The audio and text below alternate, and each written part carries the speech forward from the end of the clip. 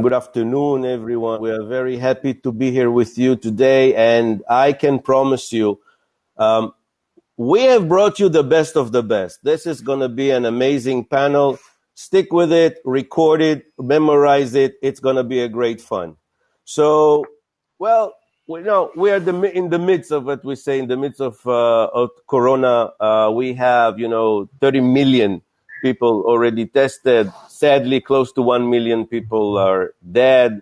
But what started as a crisis, as a health crisis, is now an economic crisis, and it is clear. We see a lot of us going rapidly to the digital. We're working from home or from wherever, but not from office. We are working remotely. Well, we are all actually keeping the hackers busy and overloaded with work. If you're a hacker, you're waking up this morning and saying, oh my God, this is like a candy store. What do I take first to taste? So vigorously, actively, we fill them around the world. 78% of cyber attacks over the last few months were, of course, related to Corona. We're talking about a staggering number of 200,000 weekly, and that would include also websites or emails related with the word Corona or COVID in their domain. 40,000 new domains have recently been opened, but 10% of them are suspected as malicious. So, guys, my esteemed panelists, so I would like, first of all, you've been introduced, but I will let you introduce yourself a little bit more and really tell us all, where did this pandemic find you? I mean, were you busy in the middle of something? Were you hiking somewhere? Were you skiing somewhere? Please share with us. Amit, please be the first. Go ahead, sir. Thanks, Tal. Thanks. And I'm sure, like me, all of us were busy in various kind of activities related to cybersecurity. I found that in India, especially, there were 300% increase in cyber attacks and cyber crimes. So I got lots of investigation work. I got lots of root cause analysis work in such a pandemic. And then it was actually surprise for me to understand, like, these hackers and criminals, they are creating very sophisticated attack vectors, especially during lockdown. And not only with social engineering, but how could they actually penetrate to those systems? Those are considered to be highly secure. So that was a learning for me as well. And it was a great learning for sure. Amit, please share a little bit more about yourself. I mean, you're renowned in India, but we want to, know you a little bit better. Sure, then. So I work closely with all law enforcement agencies in India, like NIA, CBI, and NPA, and BPRND, and NetGrid, etc., and also state police department. So if there is any such critical cybercrime which requires an expertise from an ethical hacker's perspective or a security expert perspective, I get involved and I help them to solve those cases. This is one of my expertise. I also work with Tech Mahindra. I'm heading their red teaming operation here, and that's all. Thank you. That makes sense. Yeah, thank you. Jay, how are you doing, man? I'm doing absolutely fantastic. How are you? Perfect. Please share with us. Where were you? Technology glitches. Cool. So just to give you a bit about myself, today marks actually 12 years since my last Cocoon talk. So I was there in the initial stages of Cocoon when they started off, and it's really good to be back in Cocoon. So about myself, I basically head cybersecurity for AIA. My primary forte would be on cyber defense, threat intelligence, forensics, and that's what I've pretty much been doing for the last 13 years. I've been working with multiple government agencies from all the way from the Caribbean to the Pacific to Africa, where I spent at least 4 or 5 years in trying to build national certs, establishing national forensics lab, and at the same time trying to build a national framework for cybersecurity. So over the last 4 months, it's something which everybody can recollect to. It's been frozen over. And to give you how we have been impacted by COVID is my headquarters is based out of Hong Kong, and one half of my cybersecurity operations is based out of China. So we were the first hit when Corona actually came out. So from ground reality to getting it back to operations and running it again, it's been a real challenge. I'm sure. Thank you for this, Jay. Yair. Hi. I think I was caught with the corona in a more interesting place. I was on a ski vacation. Then we received the message, when you come home, don't go to work, go home for 2 weeks quarantine, and start operating from home. So we didn't have time to organize. A little bit about myself. I served in the army as a helicopter pilot. Later on, went into computers business, starting as a programmer, R&D manager on a software house, managing a software house, opened an office of myself, a company consulting, and while consulting to the bank recruited me to be the CIO, COO, and cyber security in charge of the bank. So, and last month, I started my own startup, back to the space, Wi-Fi space, cybersecurity Wi-Fi. And regarding Corona, if you want, I can tell you a little bit about organizing. We will dive to it in a minute, just for people to understand. In Israel, it doesn't matter your age. It doesn't matter if you have a job. You need to have a startup. It's like you need to have a car. You need to have a startup, and it doesn't matter. So, guys, you all see we have, high foreheads and not a lot of hair. Some of it is because the hard work we had to put throughout Corona. Some of us had to take care of, let's say, hundreds of workers overnight needing to work from home. VPN was not created to hold 100% of our workers from home, maybe 10, maybe 20%. Everything is congested. We know again that we have a lot of unmonitored internet systems. We are not sure about the security patches. I mean, it's a nightmare to all of us. So I would like our esteemed panelists now to really share with us what kind of new threat vectors have you noticed during this pandemic? Amit, go ahead. Yes, well, it was really interesting to understand these new threat vectors, because traditionally the kind of attack that we have observed were actually exploiting some vulnerabilities of the system, whether it is like either SQL injection or XOR or any such standard IDOR vulnerability that were exploited. But in this time, I have especially observed, like even if an organization is highly secure and sophisticated, these hackers were able to penetrate them because of their third-party or fourth-party vendors' vulnerabilities. So that was really a new thing for me, because earlier we used to think that we just need to focus our risk to our own parameters. But now the risk is there because of our third-party and fourth-party vendors. That we have missed out and we have never thought of it seriously. Especially for a bank, when I was doing an investigation in US, I found like email vulnerability were exploited initially of their law firm from where they were taking services. So basically, the vulnerability was there in the law firm, not in the bank. But then the data from the bank was stolen. So that is something which I have observed first time, and I think it is interesting to prepare ourselves in future, considering these kind of new challenges. Clear. Jay. So in my case, what I would say is, from a vector perspective, what we saw was a rise in phishing or spam emails, malicious attachments that were coming disguised in COVID themes. Somewhere around Jan, the flood started, and around till March, June, they were still going in full-fledged. And during that time, one of the usual things is that we didn't see the normal kind of adversaries that you would be expecting from a financial industry acting up, but rather it was more or less like new infrastructures, new players in the market, often people trying their luck disguising as, let's say, if one of your employee has gotten a COVID positive, we need you to fill in these details, etc. So that was one of the waves that we saw. And towards June, we saw a shift in patterns where we saw a lot more nation-state actors coming into play. And one of the interesting things that we did observe, or what I personally saw, is that given that people are now distributed, patching of machines becomes challenging. So pretty much all the Microsoft Tuesday critical vulnerabilities are now being pushed on all over.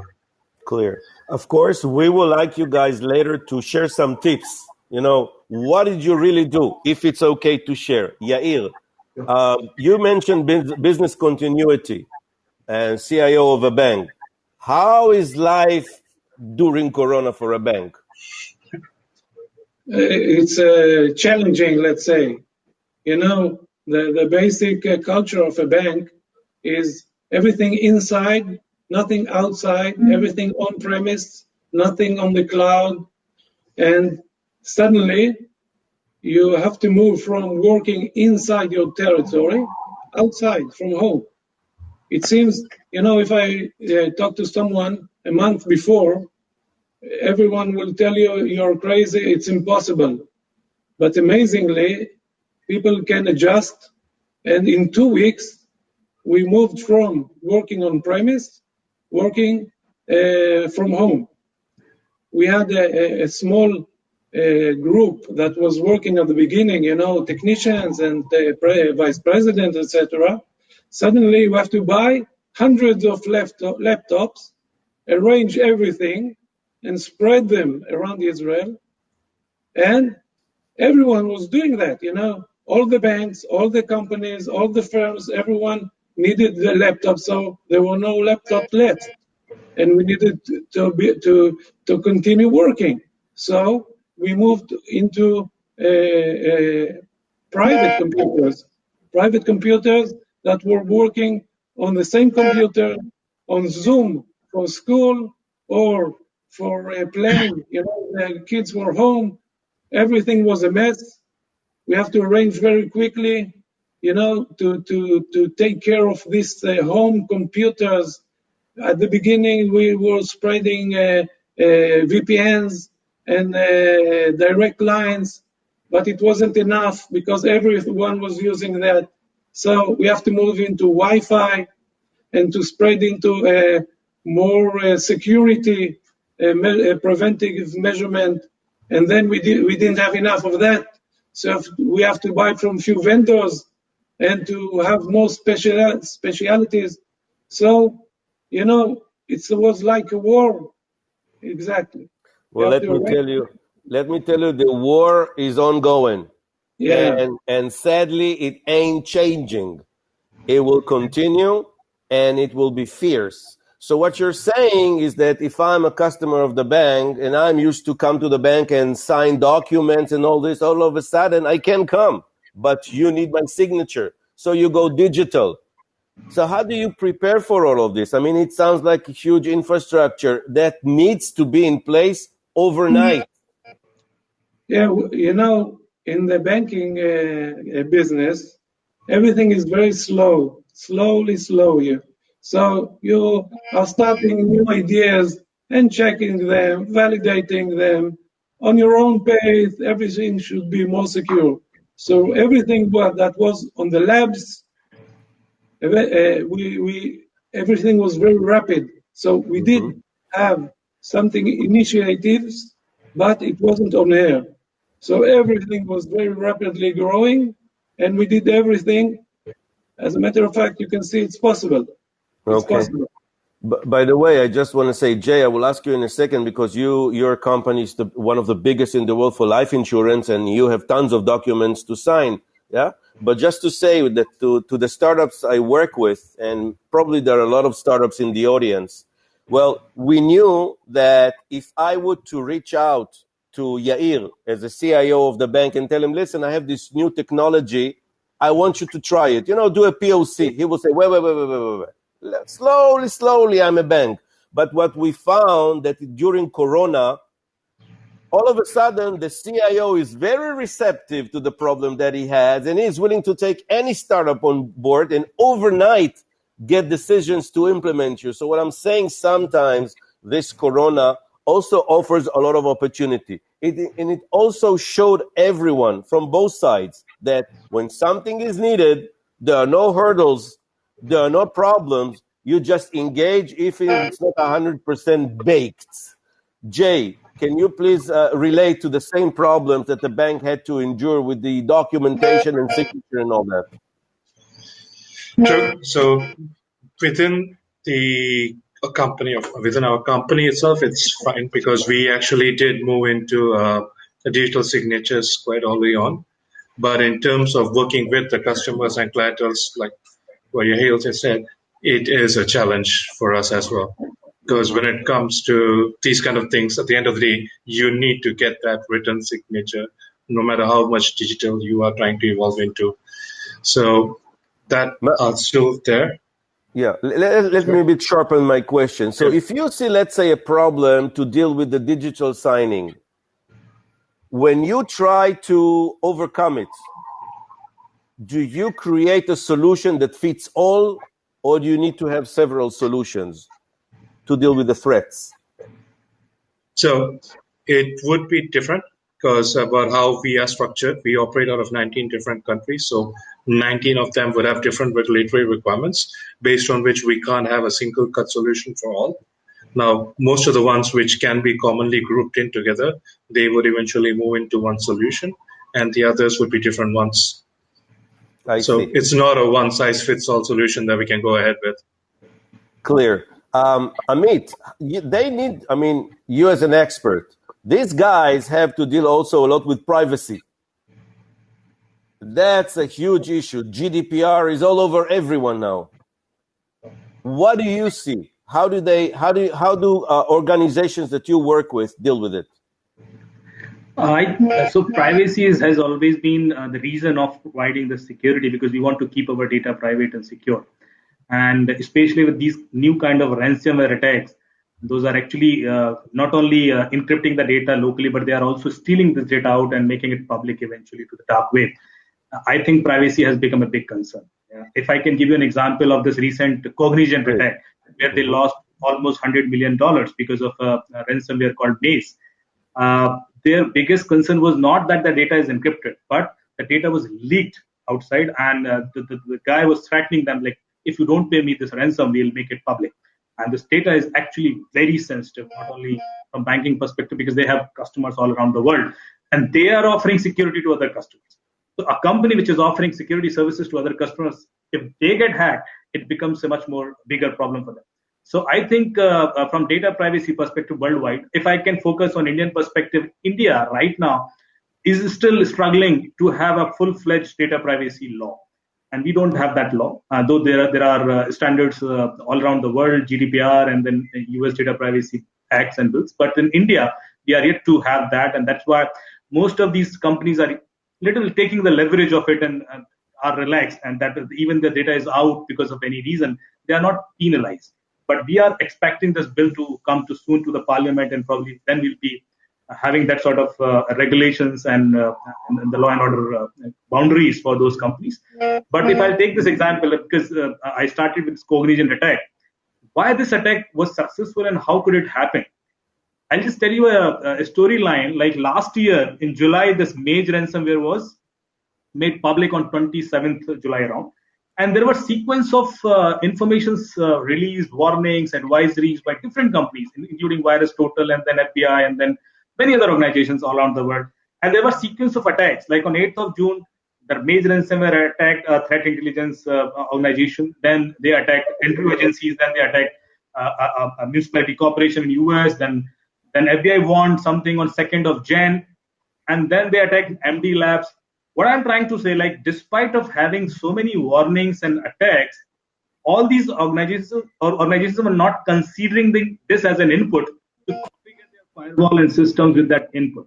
When we did the root cause analysis of Cognizant, we found that they have actually not implemented all those IOCs and hash values, because during this all sequence of attacks, same hash values were used of that ransomware, and the source of attack was also more or less same.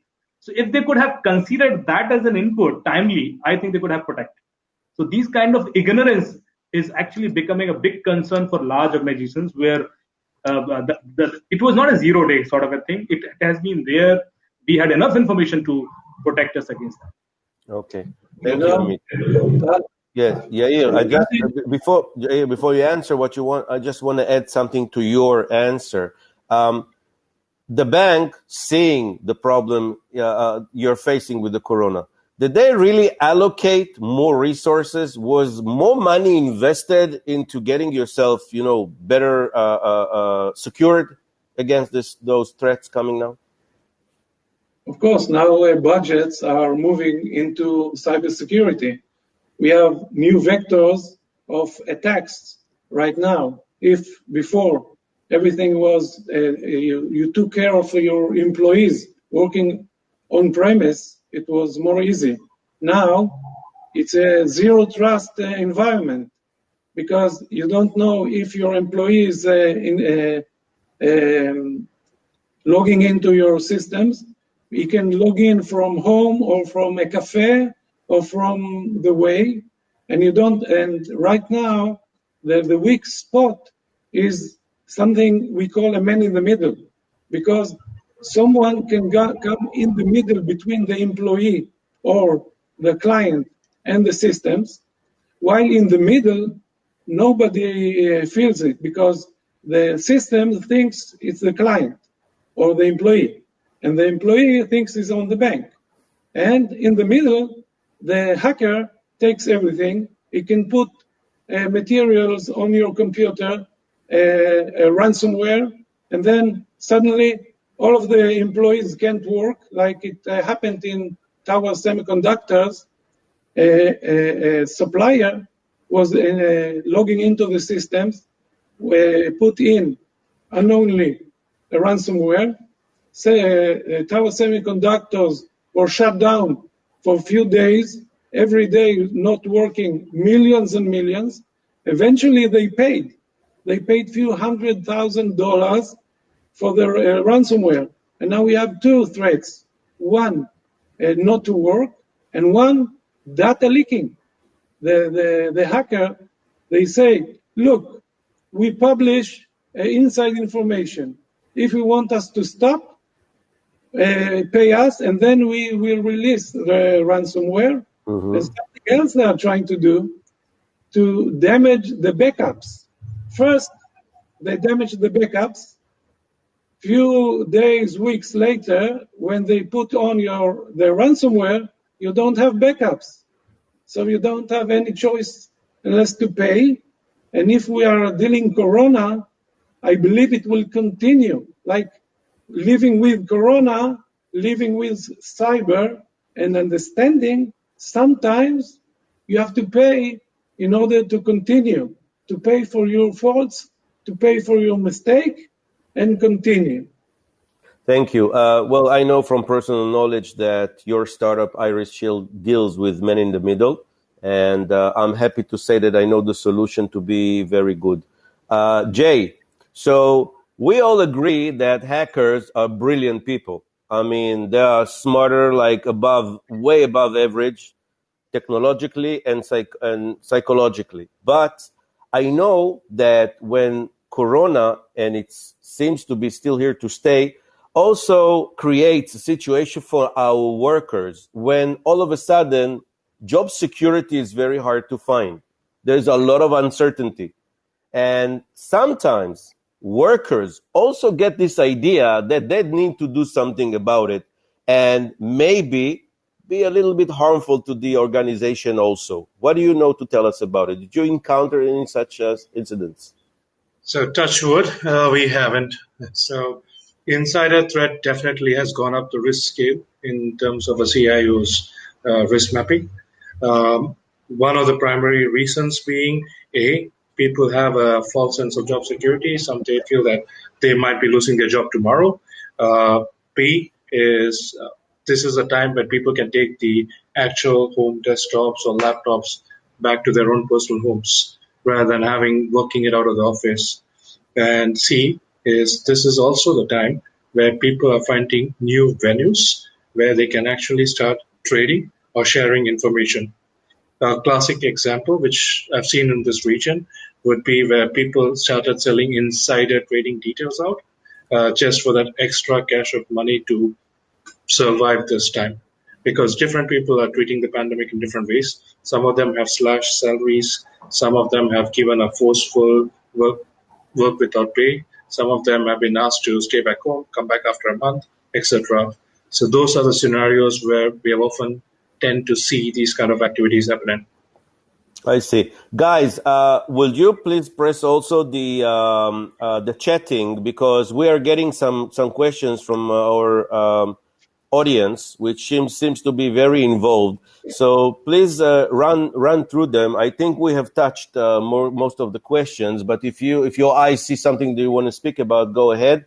Amit, I know you have for sure something to say. Yeah, so I would just like to give few suggestions to the organizations because the thing which we have missed out, the recent sophisticated attack vectors and the malwares that I have noticed are something like this. Agent Tesla is actually creating lots of issues for us. Azure Relt is creating lots of issues. NJRAT is there. Then we have something like Trickbot and Emotet. So these are few, 4, 5 kind of malwares we need to protect continuously against that because they are changing their signatures, they are changing their hash values, and they are continuously on rise. And then, especially for India, if I can suggest, APT41 is actually becoming quite aggressive since last few weeks, and it is leading when we are attributing these attacks. And this is a Chinese APT. They are actually disturbing a lot to Indian banks and organizations. There are thousands of attacks that we have observed and noticed. So I think we need to be safeguarded against that. And then there are traditional vulnerabilities. Those are exploited because of the work from home situation. We were not prepared, and there were no secure VPN available, especially when these call centers were running, because we never thought that call center will eventually be running from work from home situation. And these call center guys, actually, they have access of this PI data. So all these banks and the companies those are offering the call center services, they need to take care of a lot because this data is now getting leaked. I think day before yesterday, I found a couple of companies on dark web. They are selling complete PI database of lots of Indian organizations. It includes your payment details, transaction details, your location history, and everything. They are selling it, and that too in female. So I think this has been happening, and we need to safeguard us. Amit, I think, thank you for this. I think our audience really would like to hear from you guys as experts. I mean, ransom is all around us. I mean, people are attacked left and right. Do you pay? You don't pay? What to do? They take your... People are lost for answers about it. Please share with us something practical from your experience, from your knowledge. What do we do with this? See, first of all, I think Yair wants to say something. You know, it's like dealing with a virus or with a kidnap. First, you don't deal with criminals. You say, I don't pay. But first, you have to prepare to do anything possible not to be kidnapped or take a vaccine, not to take the virus. But after you got it, it's very easy to say not to pay. But if it's your father lying on the hospital and you need to pay for a breathing machine because he didn't took the vaccine, you will pay for the breathing machine in order to keep him alive. So if you can not pay, of course it's better. But if you have the ransomware, and right now it's a decision either to close your company and go home or to pay, you should consider to pay. And that's it. You know, we have to admit we are in a business, and it's a risk. Mm-hmm. And what I wanted to say is a vector of infection from ransomware. You have to consider is your suppliers. Most cases, you take care of your customers and their employees, but the weakest chain, the weakest link, is the suppliers. You have to check them very carefully, more than you check your employees and your customers. Okay, Jay. So, yeah, I mean, ransomware has been an age-old question of, do I pay ransom, do I not pay? The most being one of the proliferant CISOs even being arrested for paying a ransom and keeping quiet. So, classic example, yesterday, Germany, one of the hospitals which got hit by ransomware, the emergency life support system for a patient failed. They could not give him access. They tried to ship him off, but unfortunately, he passed away. But that's something which happened just yesterday. Mm-hmm. So the rule of thumb, which everyone normally follows, is you don't pay ransom. So having come from a financial sector or banking background, especially if you are a dollar clearance house, you could lose your license if you're paying ransom. And there has been some interesting ways people have figured it out. They don't pay it as a direct ransom, but there are companies which do use other channels and means of funding these people in return. But I mean, generally speaking, one of the best things that I could tell you is all your critical data, have it backed up. Make sure you have a running copies. That's where your PCP and your DR plans come into play. Have a proper RPO, RTO. Assess your criticality of your business and look at it from not just from a control segment, but also look at it from an information and data flow methodology as well. So yeah, those are main points I have. Jay, if you can add, we have a question about the VMware client. Can you answer this as well? Let me take a look at that one. Most Because employees most of the working from home. influencers, Is it safe to connect to a VMware client, or is there a potential risk? So it again depends. Now, if you're using a VDI-based distribution, depending on how you have configured it and how you have set it up, it can be potentially harmless. Normally, for servers and other critical assets, what we recommend is to go with a solution that offers you a zero trust based approach. Like, I don't want to name products, but there are a couple of them in the market available right now, which allows you to have an agent which cross-validates, authenticates, and gives you access to the authorized requests. Apart from that, another way you can actually manage it is by having jump servers rather than giving them a direct access to the VMs. Sure. Thank you. Yair, we'll come back to you for the question about the man in the middle in a second. Get your answer ready. Amit, can you share some, I want to say juicy story, but something that you can, share with us lately? So I'll just I'll just share one incident. I found like one of the organization were having a ransomware attack because of their CISOs. So the entry point was the CISO, who was continuously giving webinars, and somebody from, I think, Middle East approached him for a webinar and shared a link to join that webinar. And he clicked on that link, and then he was not able to join that webinar. Eventually, he downloaded that client, and when he was still not able to join that webinar, he actually removed, disabled his firewall and antiviruses, because he thought like this is blocking that entire system. And that made this entry point possible to their servers and systems, because his laptop was having all the permissions to access their servers. So the point is, anybody who is actually holding such senior positions, VPs and server admins, they need to take care of, especially when they are actually doing any such public facing work. They should not use the same system. They should use different system for sure, because any of their mistake can actually lead to such kind of serious. Okay, Yair, man in the middle. Yes. I wanted to add something regarding ransomware. The attitude should be, don't think it will not happen to me. Think it will happen to me, and if it will happen, how much am I willing to pay? And then take this budget and invest in backups, security, and make it not happen. Mm-hmm. That's regarding ransomware. That's if you don't advice. do that, you will pay a lot. Mm-hmm. And it will not stay on your side, it will be on the criminals.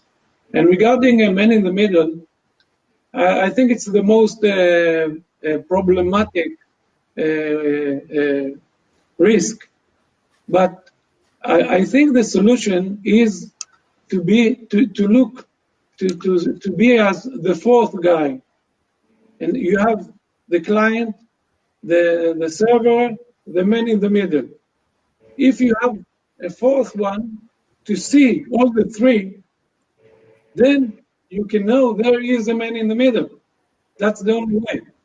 Mm-hmm. So I think there are solutions going this direction, and to check everything is the same. No one added between the two parties. Mm-hmm. Okay, I see. Do we see any priority changes? Do we see? Oh, I see the MC is about to wave us. Sorry to interrupt you, sir. Yeah. No, sir. Sorry to interrupt you, sir. So we got some questions also in the question and answer session. So if you want to, you can do that, sir. Yeah, we do that. We go through the questions all the time, and the guys here, they will answer on the fly. Guys, keep on shooting questions. The experts are reading them all the time, and we are answering. If something is not answered, please wave again. Okay? I think one of the most thought about question right now that I can see is quite interesting. Are remote employees facing serious security risk while working remotely? I guess by the end of this panel discussion, people should be able to answer that. Yeah, Yeah. it seems But so.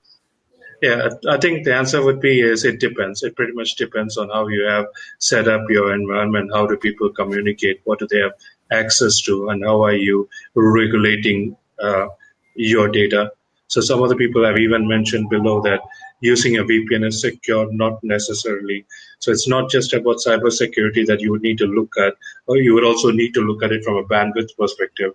So for an SME or a small business company, it's fine. But imagine running in a conglomerate or a large organization where you normally have your VPN nodes catering for 1,000, 2,000 people.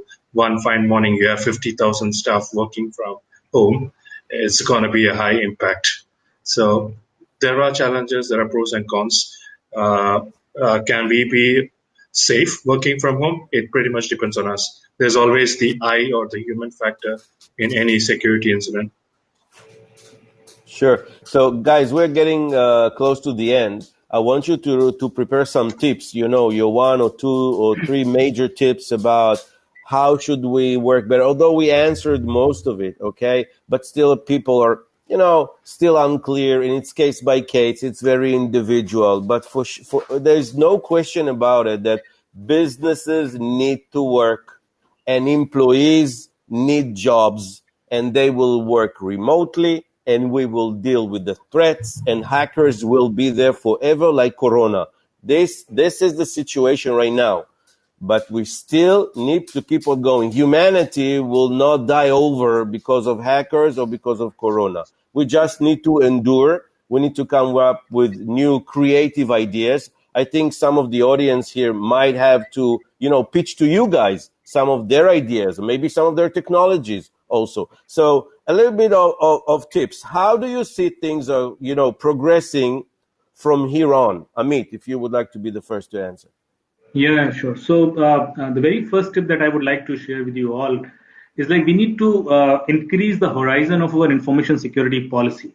It should not be limited to your own organization. Now it should cover the third party and fourth party vendors as well.